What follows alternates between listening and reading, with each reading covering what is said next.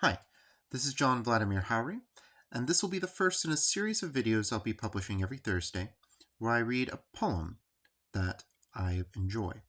This first poem is Saturn by Clark Ashton Smith. Now were the Titans gathered round their king, in a waste region slipping toward the verge of drear extremities that clasped the world. A land half moulded by the hasty gods, grotesque, misfeatured, blackly gnarled with stone and left beneath the bright scorn of the stars, or worn and marred from conflict with the deep, conterminate of chaos. Here they stood, old Saturn midmost like a central peak, among the lesser mounts that guard its base. Defeat, that glowed within each countenance like the first tinge of death, upon a sun gathering like some dusk vapor, found them cold, heavy of limb and halting as with weight, of threatened worlds and trembling firmaments. A wind cried round them like a trumpet voice, of phantom hosts, hurried, importunate, and intermittent with a tightening fear. Far off the sunset sprang, and the hard clouds, molten among the peaks, seemed furnaces in which to make the fetters of the world. Seared by the lightning of the younger gods, they saw, beyond the grim and crouching hills, those levins thrust like spears into the heart of swollen clouds, or cleaving the dark sky like swords colossal. Then, as the Titans watched, the night rose like a black, enormous mist around them wherein naught was visible, save the sharp levin leaping in the north. And no sound came, except of seas remote that seemed like chaos ravening past the verge of all the world, fed with the crumbling coasts of matter. Till the moon, discovering that harsh swart wilderness of sand and stone, tissued and twisted in chaotic weld, lit with illusory fire each Titan's form. They sate in silence, mute as stranded orbs, the wrack of time upcast on ruinous coasts, and in the slow withdrawal of the tide, unvexed awhile. Small solace could they take from that wan radiance glistering frostily upon the desert seized in iron silence, like a false triumph over contestless fates, or a mirage of life in wastes of death. Yet were they moved to speak, and Saturn's voice, seeming the soul of that tremendous land, set free in sound, startled the haughty stars. O Titans, gods, sustainers of the world, is this the end? Must earth go down to chaos, lacking our strength, beneath the unpractised sway of godlings vain, precipitate with youth, who think unrecking of disastrous chance, to bind their will as reins upon the sun, or stand as columns to the ponderous heavens?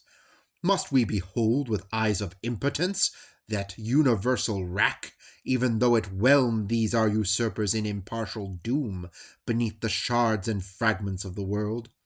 Were it not preferable to return, and meeting them in fight unswervable, drag down the earth ourselves, and these our foes one sacrifice unto the gods of chaos?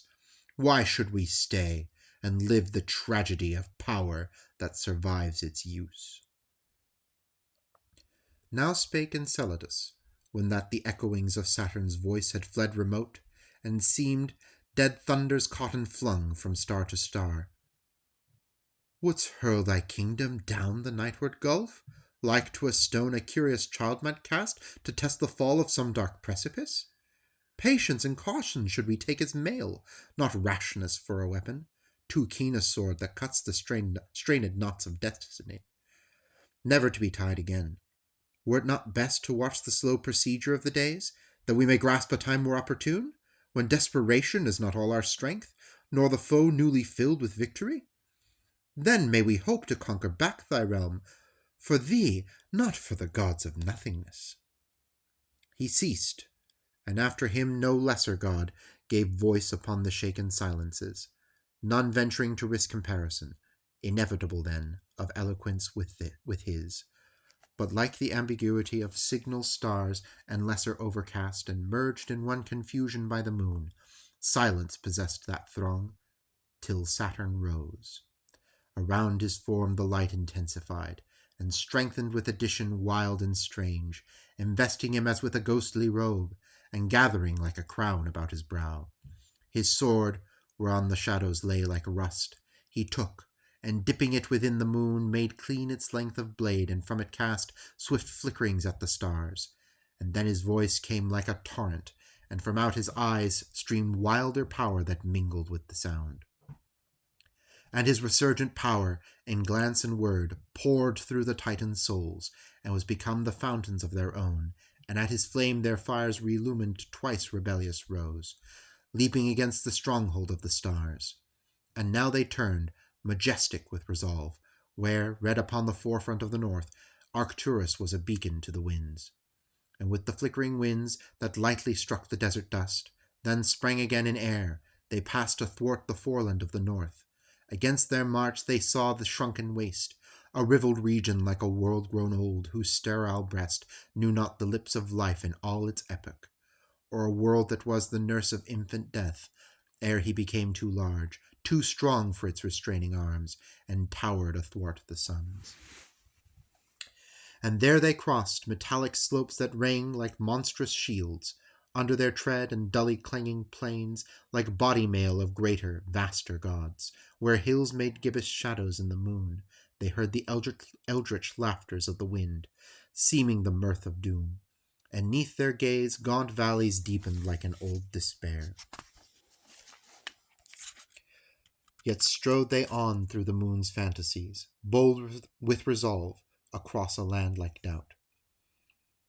And now they passed among huge mountain bulks, themselves like ambulant mountains, moving slow, mid-fettered brethren, adding weight and gloom to that mute conclave great against the stars. Emerging thence, the Titans marched where still their own portentous shadows went before, like night that fled but shrunk not, dusking all that desert way. And now they came where sleep, the sleep of weary victory, had seized the younger gods as captives, borne beyond all flight of mounting battle ecstasies in that deep triumph of forgetfulness. Upon that sleep the striding Titans broke, vague and immense at first like forming dreams, to those disturbed gods in mist of drowse, purblind and doubtful yet, though soon they know their erst defeated foes, and rising stood in silent ranks expectant, that appeared to move with shaking of astonished fires that bristled forth deployed like awful plumes between the brightening desert and the sky. Then, sudden as the waking from a dream, the battle sprang, where striving deities moved brightly through the world in stricken air, sweeping it to a froth of fire, and all that ancient, deep-established desert rocked, shaken as by an onset of the gulfs of gathered and impatient chaos, while, above the place where central battle burned, the moon and stars drew back in dazzlement, paling to more secluded distances. Lo, where the moon's uncertain light had wrought disordered shadows and chimeras dim, hiding the hideous desert with mirage, or deepening it with gulfs and glooms of hell, mightier confusion, chaos absolute, was grown the one thing sure in sky or world. Typhonian maelstroms caught in fiery storms, torn by the sweep of Olympian weaponries, crescented blades that met with rounds of shields, grappling of shapes, seen through the riven blaze an instant, then once more obscure and known only by giant heavings of that war of furious gods and roused elements. These, round one swollen centre, hung and sphered upon the blasted sand and molten rocks. So huge that chaos, complicate within with movements of gigantic legionry, where Jove and Saturn, thunder-crested, led in onset never stayed, so strong the strife of differing impulse, that decision found no foothold till that first confusion should in ordered conflict rearrange and stand with its true forces known. This seemed remote with that wide struggle pending terribly, as if the spectrumed wings of time had made a truce with white eternity, and both stood watching from afar. Through drifts of haze, the broadening moon, made ominous with red, glared from the westering night, and now that war built for itself, far up, a cope of cloud and drew it down, far off, upon all sides, impervious to the moon and sordid stars. And by their own wild light the gods fought on, neath the stupendous concave like a sky, filled and illumined with glare of shattered suns. And cast by their own light upon that sky, the gods' own shadows moved like shapen gloom, phantasmagoric, changed and amplified, a shifting frieze that flickered dreadfully in spectral battle indecisive. Then, swift as it had begun, the contest turned, and on the heaving Titan's massive front, it seemed that all the motion and the strength, self-thwarting and confounded of that strife, was flung in centered impact terrible, with rush of all that fire, tempestuous blown, as if before some wind of further space striking the earth. Lo, all the Titans' flame bent back upon themselves, and they were hurled in vaster disarray, with vanguard piled on rear and center. Saturn could not stem the loosened torrents of long-pent defeat. He, with his hosts, was but as drift thereon, borne wildly down the whelmed and reeling world. Hurling like slanted rain, the violet levin fell over the flight of Titans, and behind, in striding menace, all victorious Jove loomed like some craggy cloud with thunder's crown, and footed with the winds. In that defeat, with Jove's pursuit deepened and manifold, few found escape unscathed, and some went down like senile suns that grapple with the dark, and reel in flame tremendous, and are still. Ebbing, the battle left those elder gods thrown back on iron shores of their despair, a darker and a vaster Tartarus. The victor gods, their storms and thunders spent, went dwindling northward like embattled clouds, and, where the lingering haze of fight dissolved, the pallor of the dawn began to spread on darkness purple like the pain of death. Ringed with that desolation, Saturn stood, mute, and the Titans answered unto him with brother silence.